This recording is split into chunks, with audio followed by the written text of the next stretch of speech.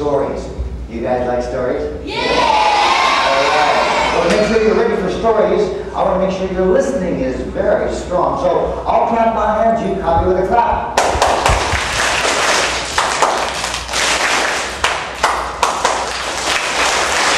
Well, I've been a performer in storytelling and music and arts ed programs for about 26 years. Once upon a long, long time, far, far away, in a land in a place called China, things were very different than they are today. Long ago, dragons soared to the sky and swooped down to earth to visit his best friend, Rooster. You see, long ago things were different.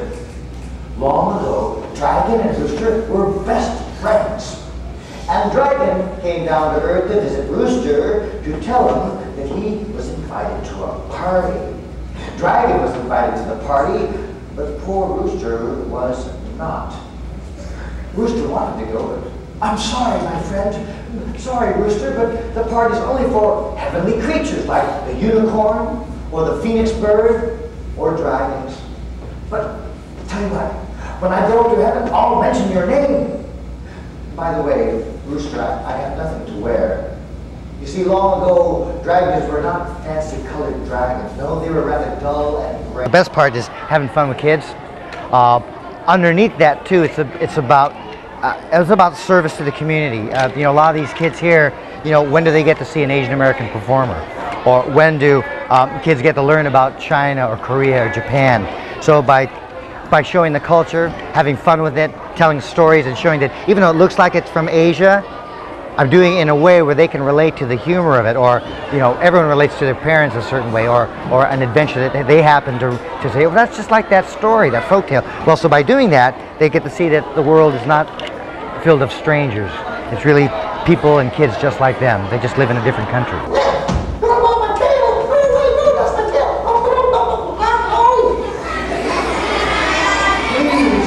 I have nothing else to wear.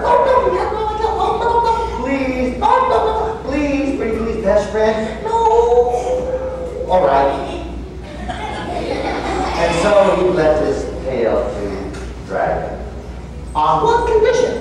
When you get to heaven, you say it's Rooster's tail. I promise, I will. And as Dragon soared up into the sky with his tail flapping behind him, Rooster reminded him, you say Rooster's tail. I will! The Dragon swooped into the heavenly palace. The party had just started when everyone saw, oh, Dragon's here, look, Dragon's here! Simpler things. You don't have all that fancy distractions of sophisticated urban life. But what you have here are communities that are, you know, down to earth. And people should remember that. Remember that they have neighbors and they have churches they go to and they have, you know, baseball teams, kind of the simple way of life. But what's there, though, is the heart. And so coming to the schools here, I noticed the kids are they're very focused, they're very open, and they're hungry for new information and for entertainment. And it's not something they can see, what I give is not what they can see on TV. Far, far away, a land and a place called Vietnam. Have you heard of that country? So here's a story from Vietnam. And it is called Two Cakes Fit for a Cake. For it was once upon a long, long time, in a far, far away land in a place called Vietnam. There was a king, a mighty king who ruled over everything. And he was very wise, he was very kind. He was a good king, a good thing. He was a good king. Everyone loved this king.